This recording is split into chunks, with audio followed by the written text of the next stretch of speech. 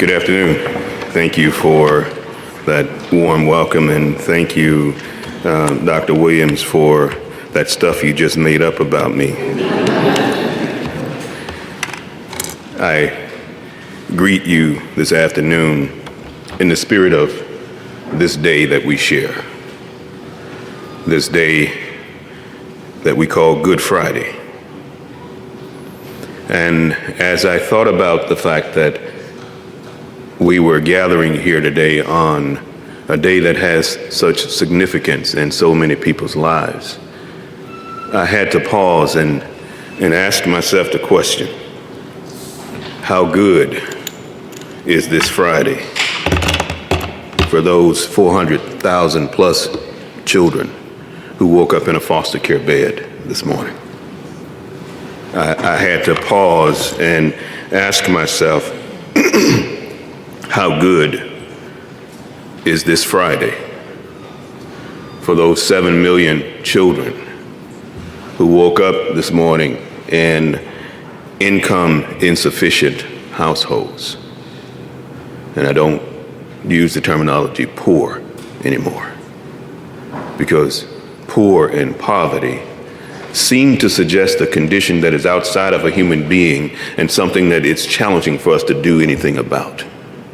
And so I use the terminology income insufficient because we can change the level of sufficiency in a person's income by getting them a job that actually pays enough for their income to be sufficient, because not every job pays enough income for you to achieve sufficiency.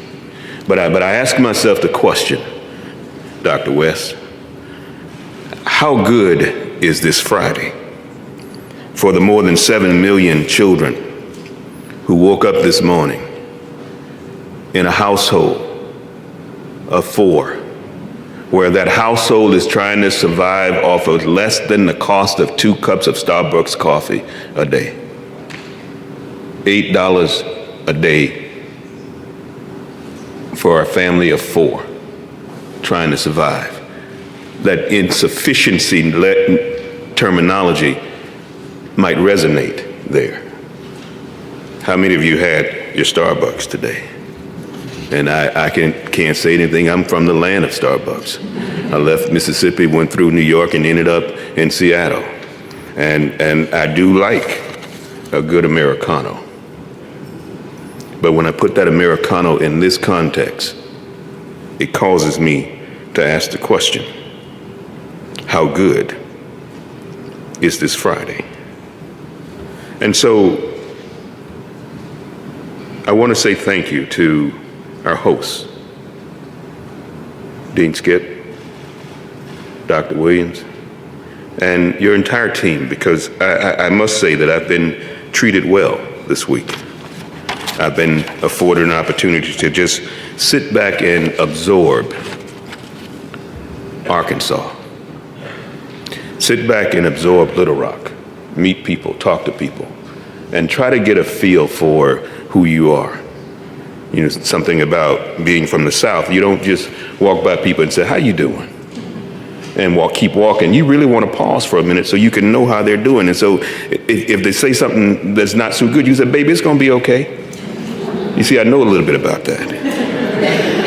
And so I greet you today in the voice and the tribal greeting of the Masai from Kenya and Tanzania. And the Masai, a nomadic people, find themselves at a place in their history, long history of strength of family and community, and they greet each other with a question. And that question is Kasarian Injera. And Kasarian Injera asks, how are the children? And the tribal response to that question is Sapati Injera.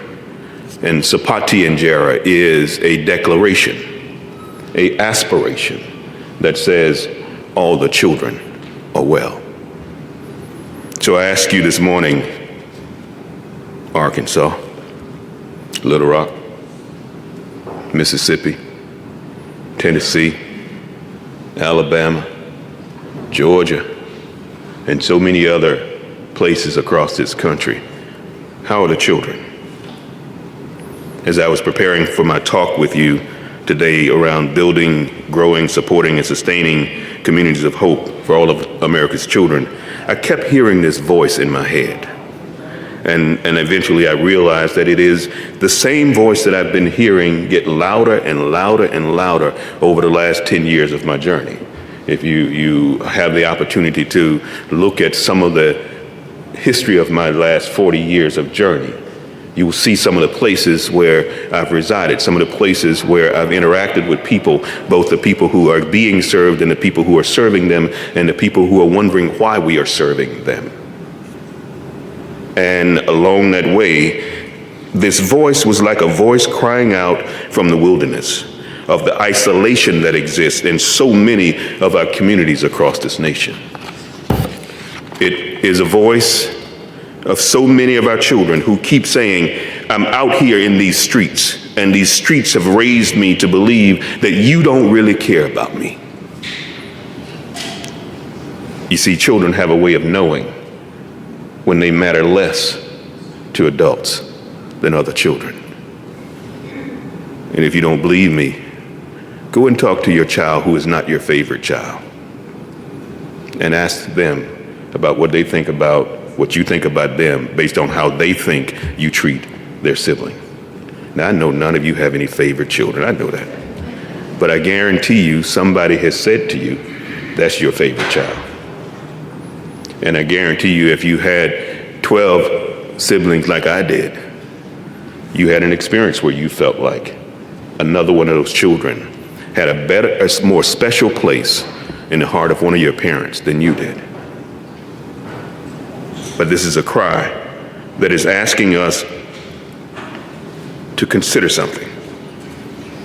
For so many decades, we in this country have spent our time, whether we're philanthropy, whether we're government, whether we're not-for-profits, we spent our time trying to find the right program to address the issues that are boiling over in our community. We've tried to find the right grant that would lower the needs and make life different for our children. But the children are crying out for us now to consider the possibility that just maybe there is no single program that is a silver bullet for what ails us.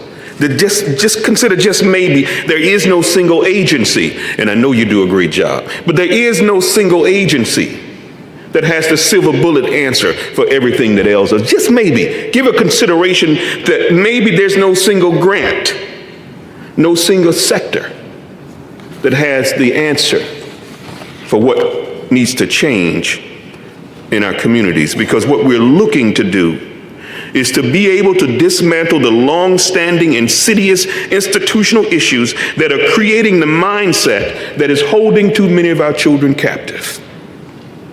How many of you have interacted with someone who didn't even understand why they couldn't get up that morning to go to work?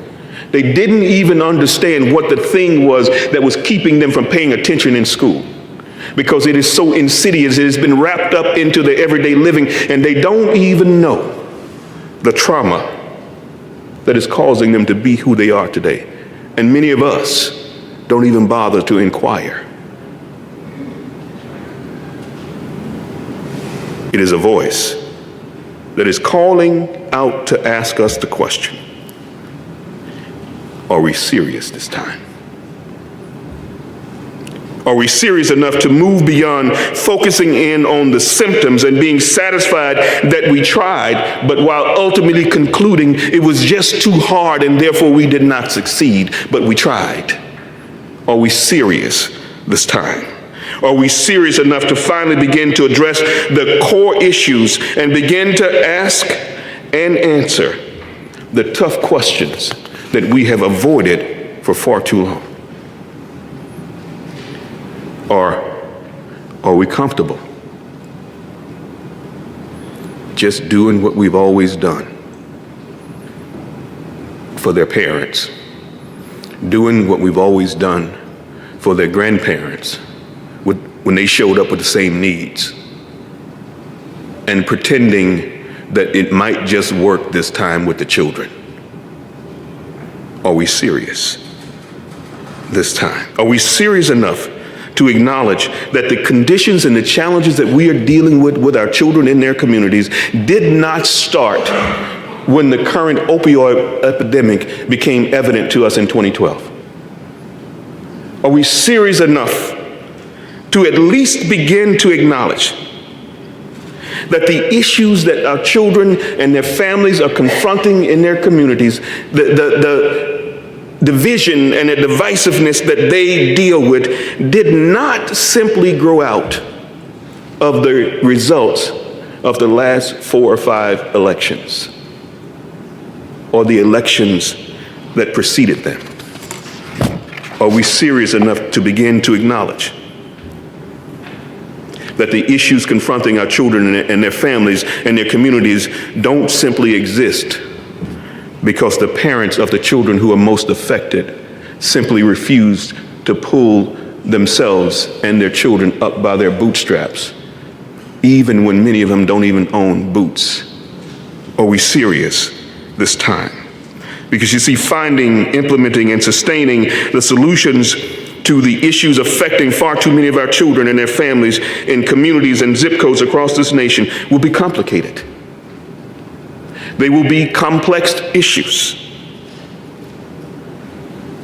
Our efforts will be filled with arguments over what we should do and what we should not do, and what costs too much and what doesn't cost enough, and how much we can invest because we got to pay for the police and we got to pay for the fire and we got to fix the roads, and we might sacrifice the school buildings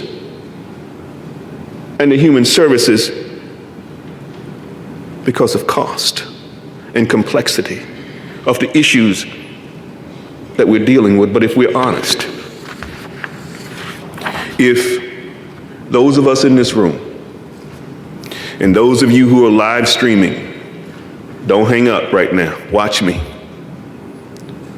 If we're honest with ourselves, we will tell the truth that there are countless numbers of times when America as a whole, when Arkansas as a state, when Little Rock as a city, when Mississippi as a state, when Montana as a state, when so many other places around this country have been faced with complicated, complex, and resource-intensive issues, we've made the decision to move forward because the solution mattered enough to us to invest in getting to the solution. Every single time we've decided to do that, we've been successful. Our children and their families and the communities that they live in deserve no less from us today. And I can just say amen and pass the plate and go home right now. But if you will bear with me, I'll talk to you just a little bit longer. Because I'm concerned that we as leaders and as providers, that somehow we are able to allow some of our children to exist in conditions while we are fighting relentlessly to keep other children who are living in that same community, that same zip code, from having to live and be impacted by those conditions. Somehow we find a way to justify within ourselves that it is okay and acceptable to allow some students in the same school district, in the same school building, to receive life-altering education and special classes and special groups like magnets. And somehow we justify within ourselves that that is okay to do for some kids in the same building, while we don't do it for the others in the building. And you have to ask yourself, why is that the case? You have to ask yourself, what do you tell yourself to go to sleep at night when you know that that is going on? Somebody once said to me, it is not the people who make, I don't want to say bad decisions, but decisions that don't have the impact that we say that they want. It's not those people who are contributing to the conditions. It is those of us who stand by silently and watch it happen. When you decide that it is a time for your voice to be placed into the mix, is when you begin to change. Dr. King said is when we begin to become silent, we begin to die. I can no longer be silent about the fact that in my home state, the great state of Mississippi, in 2018, Cleveland, Mississippi, is just beginning the implementation of court-ordered desegregation in its high school. Maybe you didn't hear me. In 2018, in Cleveland, Mississippi, they are just beginning the implementation of court-ordered desegregation of their high schools. Are we serious this time? Are we serious enough to make the decision and to act on that decision to ensure that every child in every community, on every street in America, in Arkansas, in Mississippi, and in every state, are we serious enough to decide that every child will be ensured that hope is also available to them? Because when that child goes to bed hungry tonight and tomorrow night and the night after that, hope seems to evade them. Are we serious enough to ensure that every one of them has a globally competitive education? If you educate me, if you expose me to possibility, then I don't have to grow old depending on the government to take care of me. As a child in Mississippi, we needed help from the government. As an adult, I have been given the privilege to spend my life helping others. We decide what we will contribute to our children. Or will we decide that the human condition of the most affected and marginalized children and families in our community will just have to continue as long as we have the capacity to say, thank God for Mississippi? Or as long as other states have the ability to say, thank God we're not Arkansas and Mississippi? When the only thing that that statement does is justifies inside of us not doing all that we can, not doing all that we should. And do we want to go down and let our legacy be that we lived up to our measuring stick, and our measuring stick was we were better than the worst?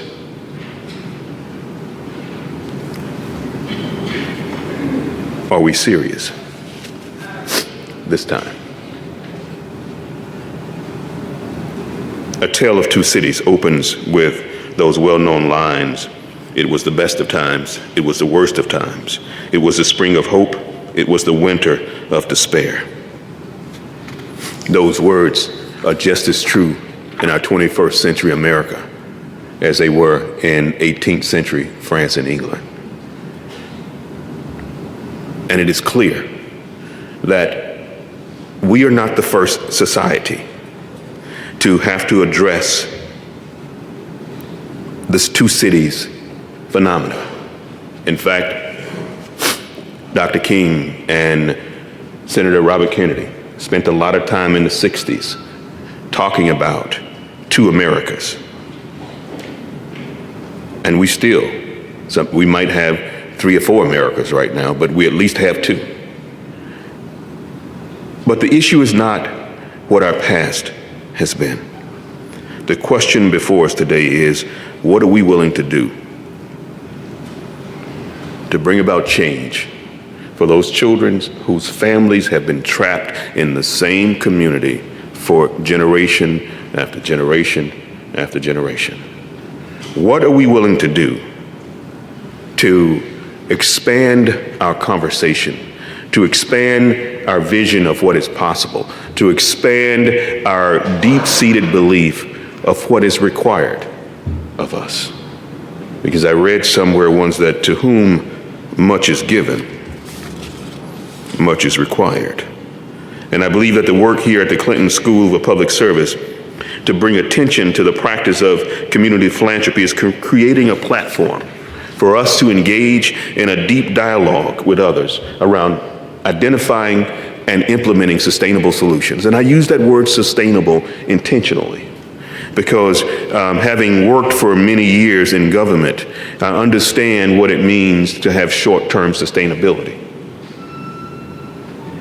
followed by a redirection of no longer necessary investments of our funds because we fixed that. If these issues were so easily fixed, we wouldn't see the phenomena of heavy investment because of heavy scrutiny. Heavy investment results in improved conditions. Disinvestment results in a slipping backwards of those conditions. We then get more scrutiny. We then invest more heavily, and conditions improve. We then reduce those investments. You get the picture. It's time, America, to conclude that the issue impacting us today is not Russia's testing of the ballistic missile. The greatest issue impacting us in this country today is the lack of hope. It has been written that when you remove hope from a person's life, you render them a beast of prey. It is not surprising to me that someone is willing to take another person's life because you stepped on my brand new white sneakers. I was going to say Jordan, but that would have dated me. I'm sure it's not Jordan any longer. It's somebody else, name brand, well, LeBron, maybe KD, or who used to be a Seattle player, but I digress. At Casey Family Programs, we believe that this notion of, let me make sure I remember how to do this right. This notion of community, of hope, and this notion of community philanthropy is embodied in what we do. But it is embodied in a perspective where we believe that there's a need to broaden the definition and the concept of community. And so building communities of hope is a strategy and a framework that we've been working on for some time. But building communities of hope for us defines community membership well beyond just those who live within the geographic boundaries of a particular place. For us, the community is defined as at least 5 sectors that join together in a collaborative way to strategize and to invest and bring about the kind of sustainable change that we believe our children need. And I say at least 5 sectors, being the philanthropic sector, the government sector or the elected sector, the nonprofit sector where we include faith-based, civic, and nonprofit organizations, the business sector. How many of you are aware of how much good the business sector invests in? The challenge is that good is sometimes not connected or coordinated with the good that the other sectors are doing. And then there's a 5th sector, which we refer to as the citizens. And I had a conversation with a Chamber of Commerce recently about engaging the fifth sector, and the question that I was asked was, you mean the clients? And I said, no, I mean the fifth sector. You mean some of the people who run not-for-profits? Or I said, no, I'm talking about the people who live there, including the people who we might be serving from time to time. Because being one who is in need of government intervention or community support services does not mean that that's who you are for the rest of your life. If those services and interventions are effective, it means that you are simply a citizen who went through a moment in time. And how many of us in this room are willing to acknowledge we've gone through our own moment in time? But for some of us, we had a family member who could step in. Lord, the checks that I've had to write in the last 15, 20 years because somebody's car broke down and somebody's lights were about to be turned off, and somebody needed to cover a school bill, or they got tickets, and I became their family support network. And that's really what we are in these sectors. But if we are going to find a sustainable solution, then it is incumbent upon us to not just sit in a room and talk about what we can do for the people in need, but we need to talk and sit in a room with them to talk about what we can do with them to create the sustainable solutions that will move the community institutions to the place where they can be beacons of hope. This means working with children and families whose lives are most affected. Someone was asking me this morning about what is trauma-informed care?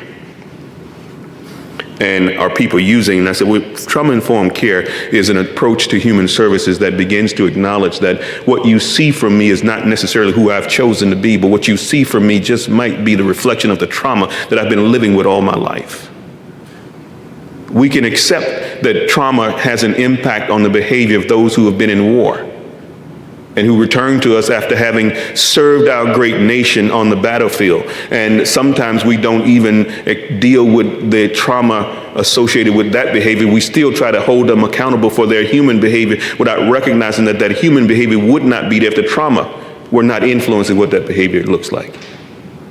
Well, bear with me for a moment when I ask you to possibly consider that if you're growing up in a certain neighborhood in Chicago where gunfire is rampant, where even though you're 5 or 6 years old and you have seen people dead on the streets and you know family members who have been lost, and as you go through, you begin to know friends who've been lost, and you reach your teenage years and you've lived for 15 years in this environment, are you any less traumatized than if you've spent that time on the battlefield in Iraq or Afghanistan? And it's time that we begin to recognize that what people need from us is not a handout, but a hand up. What people need from us is not our sympathy, but they need our investment in giving them an opportunity at change. They need the public will from all of us to stand together and say, we can change this thing if we choose to. They need the political will from those we have elected to stand together and say, we will change this thing because we have to. And that is the choice that I ask us to consider, because the longer we wait, we will be saddled with the reality that where a child lives matters almost more than anything else in their life about where they will end up. There is data that begins to show that the health conditions of who we are, more than 60% of who we will become, not genetics. More than 60% of who we will become is determined by the conditions that we are allowed to live in, the conditions that surround us, our environment, and the behaviors that we produce in that environment, or the behaviors that that environment influences in us. There are approximately 33,000 residential zip codes across this country. And about 20% of those residential zip codes, or about 6,600 zip codes, contain the majority, the highest concentration of the kinds of things that produce trauma in our lives. Beginning with poverty. 6,600 zip codes contain 80% of the children in America who are living in income-insufficient families. Which means that this is not equally spread across the nation. 6,600 zip codes. 6,600 zip codes across America contain 76% of the people who are 25 years and older who have something less than a GED. I saw a data point, because we sometimes think about dropout as impacting the individual and their family. I saw a data point earlier this morning that indicated from a Child Trends research on dropouts that in 2011, if every person who dropped out of school, high school, in 2011, had actually completed high school and moved on into the workplace, over the course of their lifetime, that would have made a $154 billion difference in the economy of the United States of America. 2011. If everybody who dropped out in 2011 had continued and achieved their diploma and entered the workforce, that year's dropout number alone would have meant the difference of $154 billion to the U.S. economy over the course of their lifetime. So investing in children completing school and having a globally competitive education is not just about what it does for them. It's also about what it does for us. And there is a very strong correlation between not only education and life outcomes, but there's a strong correlation between what happens in these communities and the disproportionate number of children who actually enter into foster care. If we do a map similar to this about where the kids come from who go into foster care, you would see a similar distribution. If we do a map like this about where the folks come from who go into prison, you would see a similar distribution. If we do a map like this with a distribution of the people who are victims of violent crimes, you would see a similar distribution. But in contrast, the upper 20% of the wealthiest Americans are increasingly geographically isolating themselves, some even building gates around where they live, concentrating their income, their wealth, their social and political power, and their access to opportunity far away from the young people who are growing up in these marginalized communities. And we have a choice in this country. So I don't want anybody in here to get mad at me, or anybody who's watching me. I'm not telling you where you should live. I'm simply asking you to care about where other people live. And ask yourself the question, is there something that I can do? That data that I was telling you about on the health care, it says that 10% of a person's health is accounted for, and that genes only account for 30% of a person's health. And that 60% that is left over comes from the environment and the behavior and the conditions in those environments. And when I talk about this isolation factor, so there are more than 20,000 public high schools in America. We have known for some time that which ones of those high schools were what we call dropout factories. And a dropout factory is a school that graduates 60% or fewer of the freshman classes that enter in. Now, it's been a long time since I was in high school, but when I was in high school, 60% was considered an F. Now, I know they changed that because they didn't want kids to feel bad. And so they started calling it something else. But to me, failure is failure. And right now, I'm not talking to the kids, I'm talking to the adults. I am hard-pressed to believe that the answer is to allow communities that don't like what's happening in their school district to succeed from the school district. 30 states have passed laws in this country that say if you have the financial well-being and the clout, you no longer have to be a part of the Little Rock School District. You can create your own.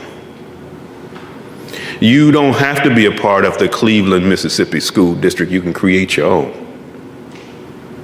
I'm not so sure that abandoning our young people is where we should be headed, and neither am I so sure that this debate that we've been having across this country for quite some time about whether it is a charter school versus a public school, that is the answer.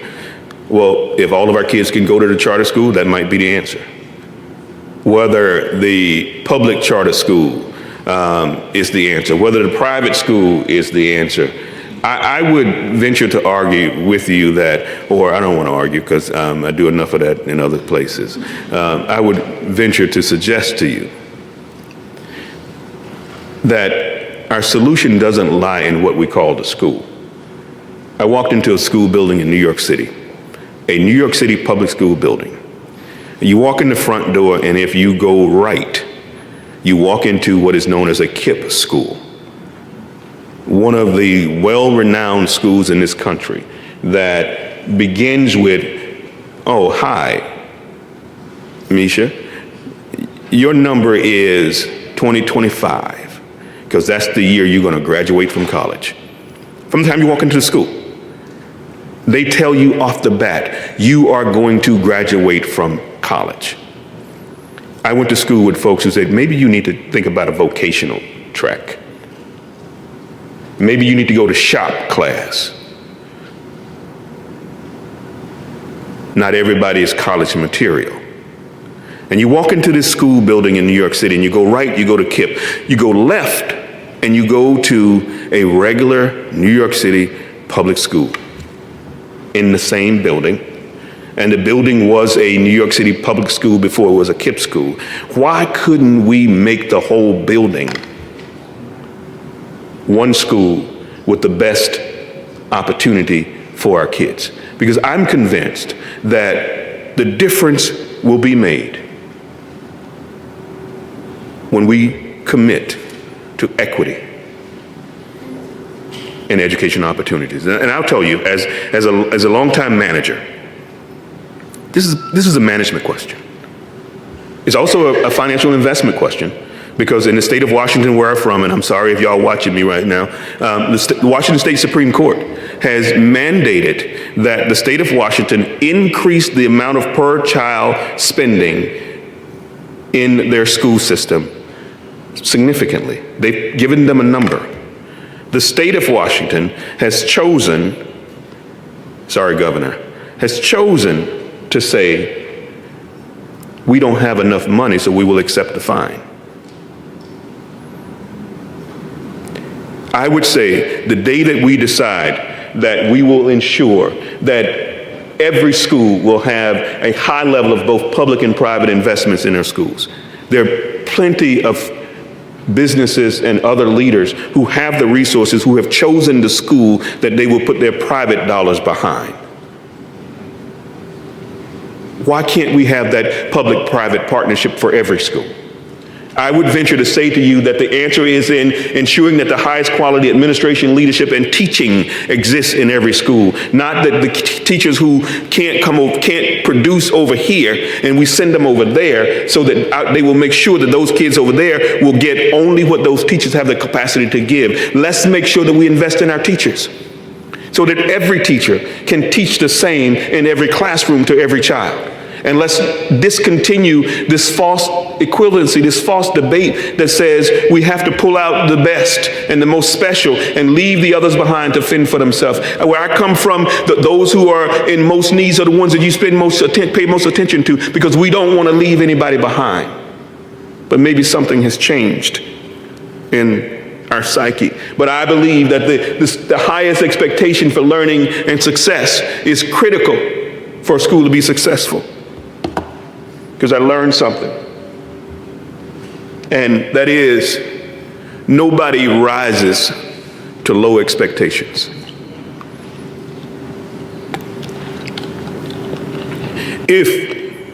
And I'll look at these last two with parent engagement and community and the environment in the schools. When a school has become so desensitized that a child, a student, can be cursing out an assistant principal in earshot of the principal, in front of the teachers, in earshot of the other students, with the knowledge of the parents in the community, that we know that's what goes on in a school and we still stand by and allow it, we have become silent. And when we become silent, we begin to die. And when we become silent, we are complicit in what we see. Now, I know my time is running out. And I'm not going to do like I do when like the preacher does in church, or like I'm about to come to a close. But I will speed up, and if you will bear with me, the Q&A, if we can do a little bit after. But I will try to bring this, and it's hard for me because this is my life. This is why I am who I am. Because my mom told me once, you can give without loving, but you cannot love without giving. And that is the essence of philanthropy. It is a giving that is driven by the love of humanity and the desire to see humanity reach its highest potential. And I will go further to tell you that the conditions in the communities that we're talking about, those 6,600 zip codes, they also have a profound impact on life expectancy. In the King County, Washington, where I live, they did a survey of the mix of health and social measures that impact life expectancy. The communities at the 10 highest performers had a life expectancy of 87 years. With the lowest 10%, a life expectancy of 74 years. A 13-year difference for people who live in the same county. For women, Marion County, California, where the median household income is $90,000 a year, they have the highest life expectancy for women in the country, 85 years. While women in Perry County, Kentucky, with a median income of $33,000, a 12-year difference, 73 years. For men, a man living in Fairfax County, Virginia, where the median household income is about $108,000, has a life expectancy of 82 years, while 341 miles away in McDowell County, West Virginia, with a median household income of $40,000 a year. 341 miles separating them. 18 years of life separating them. Some epidemiologists have called this the pollution effect of inequality, leading to stress, fear, and insecurity. This duality and segregation among class and racial lines remove our sense of social empathy for one another around the different needs and challenges for raising safe and healthy children. And some of us may even be left to believe that the conditions that they find themselves in is their own fault. Because if they had just done better like me, this is a great nation. It's full of opportunity. If you just pulled yourself up and did what I did, you wouldn't be in that situation. I'm not going to tell you what to believe about that, but I would simply ask you to explore what it feels like and what it is like to live in some of the zip codes that we already know about? Because I can list some zip codes right now and ask you to choose would you go and live there for the next 4 months. I don't want to pretend that I know what you would say, but I will tell you that life for children around this country is not the same. Dr. King said that one of the greatest tragedies of all that we're doing in America is what we allowed to happen to our little children. And on average, every 24 hours in communities across America, 2,000 of our children are confirmed as victims of child abuse and neglect. And almost 700 of our children are removed and placed into foster care. And those children, by and large, come from those 6,600 zip codes that I spoke about. And the impact of violence. Every day in America, we lose about 29, this is not William Bell data, this is CDC data. We lose about 29 young people under the age of 25. We lose 13 to homicide, 12 to suicide, and 4 to child abuse and neglect. And those 4 are mostly babies before they reach their 5th birthday. And I can't think of anything more tragic than a young person under the age of 25 who makes the declaration that one more day of life as I know it is not an acceptable proposition to me. And what has been striking to me is that 29 times 15 is 435.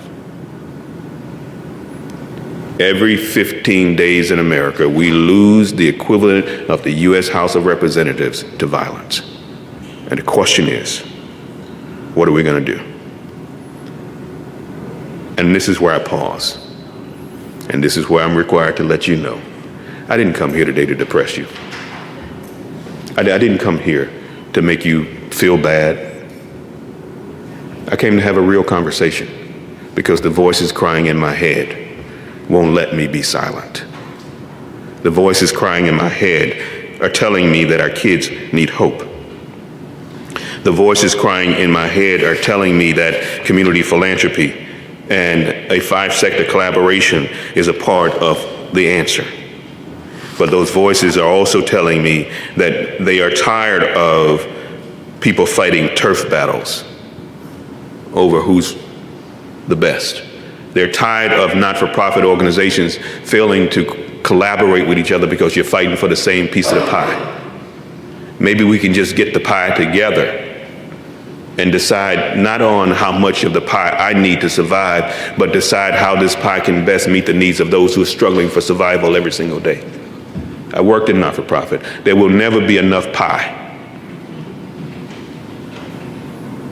But there will always be the opportunity for enough community philanthropy and collaboration to make a difference in the lives of our children. Many folks think about foundations as just simply being about money and a place where you can go to actually get a little bit extra of the pie. Well, I have come to recognize that even with all of the money that we have in philanthropy, we don't have enough to grant our way out of what we're dealing with.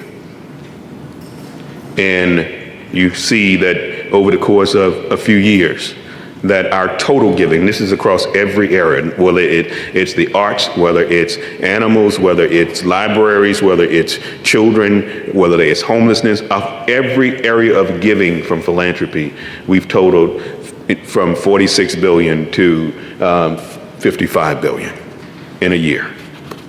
And if you want to take a comparative look at what that means, in 2009, government gave almost $600 billion just for education. And I was thinking, invest it.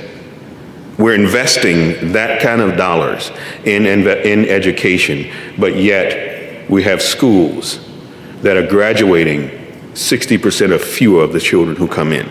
The question for me is, what are we going to do about it? Because I'm convinced that no sector has the capacity to do this alone.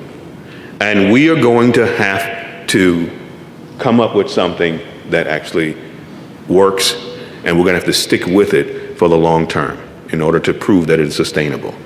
And I don't have time to go into all of the details of it, but I would suggest to you that there's a model that has been around since 1961.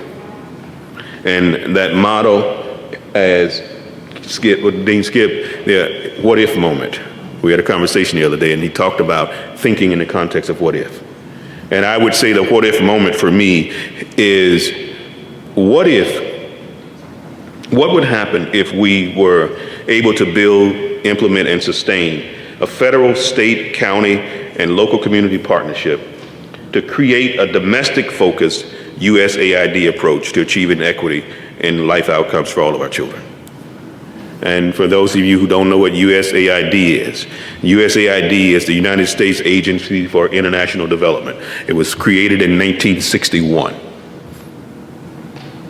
And it troubles me to say that, because 1961, we didn't have the Voting Rights Act yet. 1961, we didn't have the Civil Rights Act yet. But yet, we had an act that said we were going to give billions of dollars a year to develop other countries. And again, I'm not hating on the other countries, because they need it. My conclusion is that our communities need it too. And this is not a conversation about how we create all this new money to solve the challenges that we're dealing with. This is a simple conversation about how we rethink the way we're investing what we're investing now. And I would ask you to go and look up USAID's website, and you will find some incredible statements about who they say they are and what they say they do, and the fact that they spend more than $27 billion a year in foreign aid. But this one struck me, that they catalyze innovation and partnership, and that innovation is making the impossible possible and making the unsolvable solvable. What if we decided that it was time to solve what heretofore we've deemed to be unsolvable? But there's some challenges to getting there. In 1968, President Johnson received a report from the Kerner Commission, which was supposed to explain to him why there were riots going on in the country. And there were some tremendous recommendations in that report about how to change what was going on in communities. The problem with that report was blaming. And the Kerner Commission basically blamed white America for what was going on in black America. And the recommendations went by the wayside because the white president who would have had to implement that said what I say every time my wife tells me I did something wrong. You must be out of your mind. I didn't do that. And you don't get to tell me.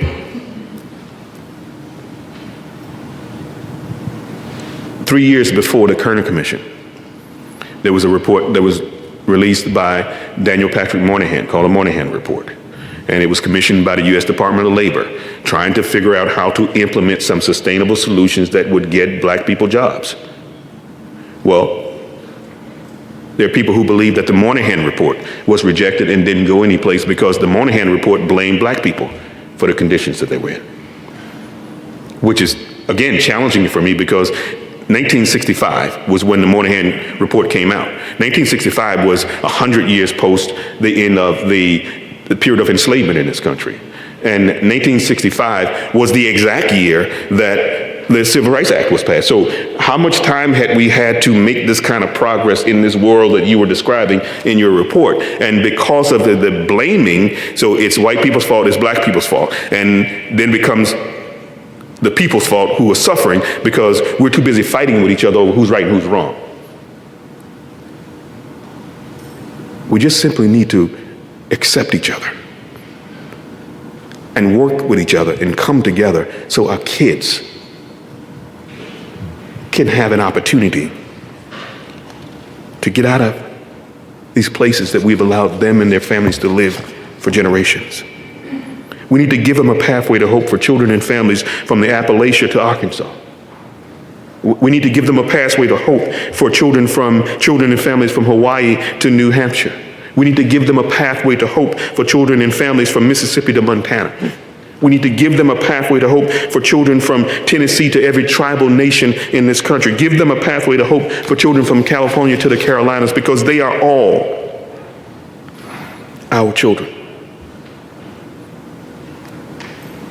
And they're crying out with a question. Are you serious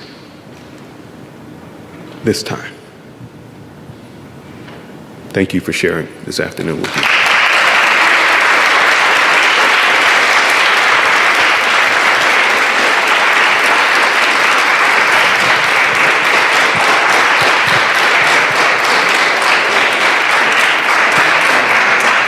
We do have some time for questions. Anatoly, welcome back, man. I didn't know you were here. This is one of our graduates, Anatoly. Good to see you, man. From the Ukraine, now in Canada. Don't leave until I get to visit with you. All right. Man, you surprised me. All right, any questions? Like I said, I didn't mean to depress you. Yeah, there's a question right back here. Thank you for coming. Thank you. In your data about the year 2011, the 154 billion, I think you said that had calculated to be the impact on the economy. Does that include supposed or projected receipt of benefits from government or? It was calculated simply based on what it was projected that their income levels would have been and the contributions to the economy from the tax base based on their income. It does not, as far as I understand, calculate in the spending side of the government. But it is also projecting that these young people would not, through the course of their lifetime, be in a position where they were receiving well-being benefits from the government. That's another, I don't use welfare any longer either, well-being to me, because welfare is a term that we created to suggest something that I think it's time we move away from. Any other questions? Well, this is a powerful, informative, educational. So my question is, what if we can talk you to come back again and visit us at the Clinton School another time, because your message is something that needs to be conveyed not only to people here, but to people throughout the state. And let's give a wonderful welcome. Thank you.